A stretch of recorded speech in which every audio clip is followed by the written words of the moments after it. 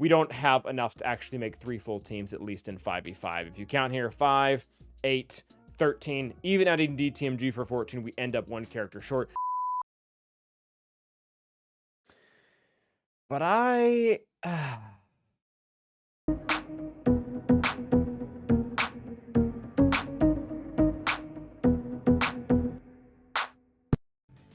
welcome back to the class, everyone.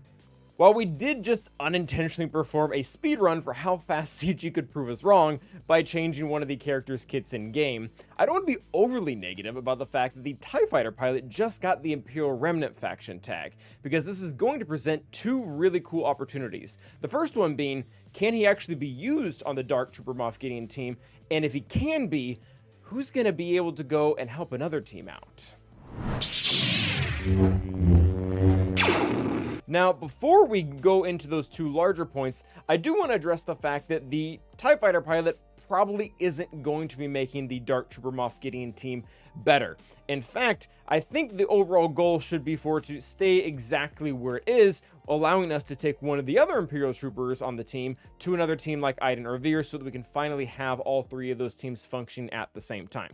Now, we dig into the TIE Fighter pilot's actual kit.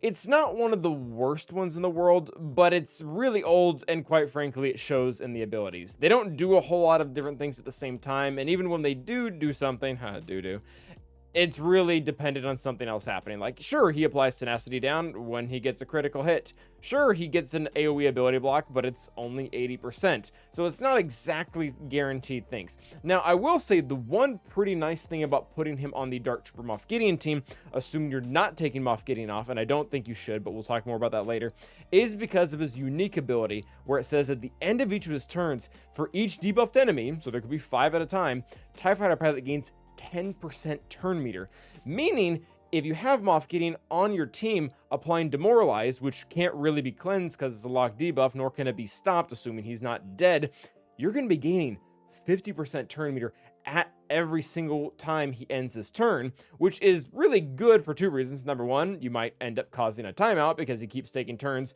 while he doesn't have enough damage to do anything. It is going to make the battle go longer.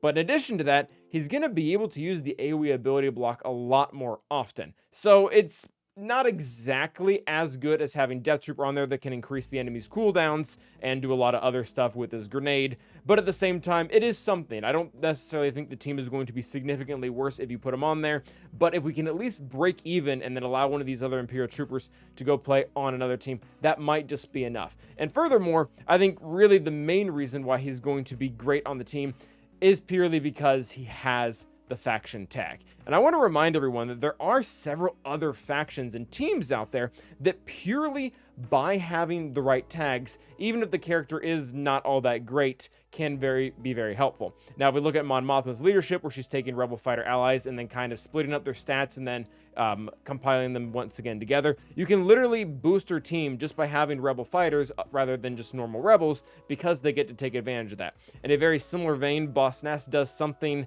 not quite the same, but it does, again, something similar, where as long as all allies are Gungans, doesn't matter if they're good Gungans. I realize there's only 5, so maybe this is a terrible example, but you get to have the shield generator assuming you have 5 Gungans. So as long as we have 5 Imperial Remnant characters on the team, we are going to be allowing Dark Trooper Moff Gideon to use the majority of his lead. That's kind of written right here, if all allies were Imperial Remnant at the start of the battle. So now that we've already kind of expressed why TIE Fighter Pilot is bringing value to Dark Trooper Moff Gideon, not only because he'll be able to spam his attack slot because he's going to constantly be gaining 50% turn meter, but also purely because he has the faction tag, and that really is enough to get a foot in the door. Who are we going to be taking out to help reinforce the item team here down below, which, as things currently stand, is essentially 1 character short? And I do want to dip a little bit into the data to help determine this, because I have my own personal experience, but I want to show people what else might be happening here. So when we do look at the data here, you can see this is the very normal Dark Trooper Moff Gideon team that everybody has been using for quite a while. And on offense, it has a 76% win rate, which overall is pretty good. That's against all teams.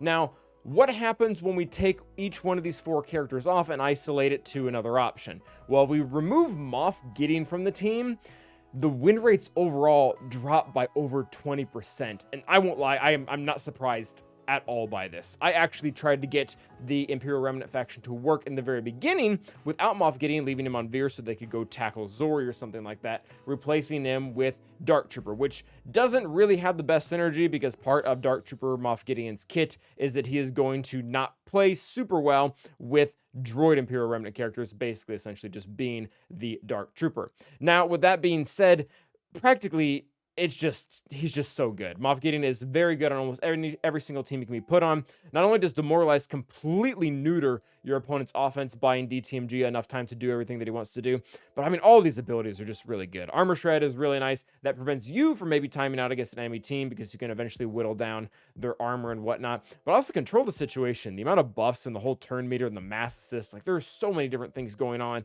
within his kit where it makes it really nice to have him on there, and you are going to see different results by taking him off. So we can't really, or we don't want to take Moff Gideon off the team, lest it make it the team a lot worse. Can we take off Scout Trooper? Because, you know, Scout Trooper does a lot of things for the Iden team, with Daze specifically helping to stop Wampa. And the issue is not really, no, we don't want to do that. And the reasons are, again, somewhat quite obvious. Number one, he's Imperial Remnant and he's not a droid, so he was already bringing the team up to a 76 win percent rate rather than a 51%. But at the same time, he's actually bringing some really tangible stuff to the team that we can't afford to take off.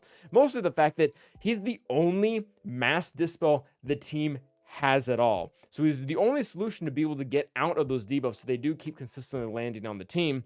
Otherwise, you just get stuck behind him. He does a lot of other cool things, like he's one of the only dispels that the team has as well, but that's kind of besides the point when if you're not cleansed, you're not going to be able to get anywhere. So we really don't want to take him off the team, both for, you know, very practical reasons, as well as the fact that the data shows that it goes poorly when we do. Now, you might be thinking by this point, Calvin, you're being pretty dumb here. You already explained that all 5 of the characters that are currently on the team are there for a reason, and if taking any of them off is going to result in lesser win rates, because that implies that we're going to have to be using Dark Trooper, who again doesn't have great synergy, or you're just going to have to undersize. And that's only partially true.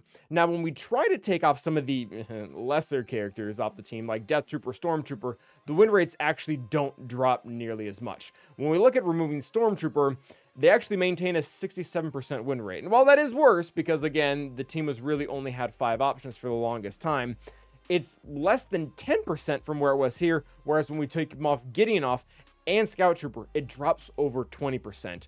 All that being said, yes, Stormtrooper probably was the best fit to have on the team, but at the same time, dropping him is not going to have the same ramifications that, say, dropping Scout and or Moff Gideon is going to. Now, in a very similar vein, Death Trooper, he actually maintains pretty good rates without him as well, so that could be another option. So now that we've essentially isolated the fact that can the Imperial TIE Pilot have a spot on the team? The answer to that was yes, because he does have a little bit going to his kit. In addition to that, he has the tag. What character we want to take off really does need to either be Death Trooper or Stormtrooper, and they are going to fit best on another trooper team with Iden. Overall, I don't really want to mess with the Veers team that much, just because, especially these first 4 characters here, they have so much direct synergy with how the assisting out of turn, generating more turn meter because of Imperial's Trap, because of buffs, because of Veers, and then Dark Trooper just doing an insane amount of damage. I really don't want to mess with this, and I don't think adding Death or Storm to this is really going to present all that much value.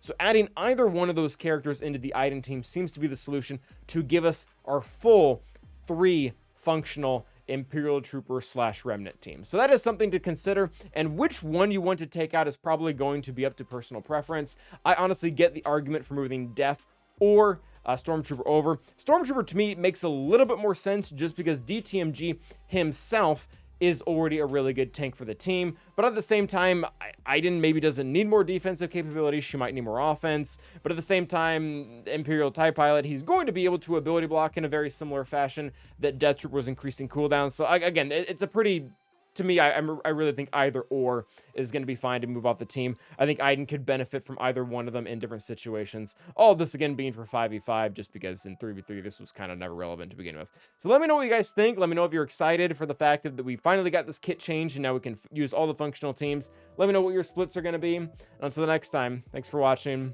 and stay awesome.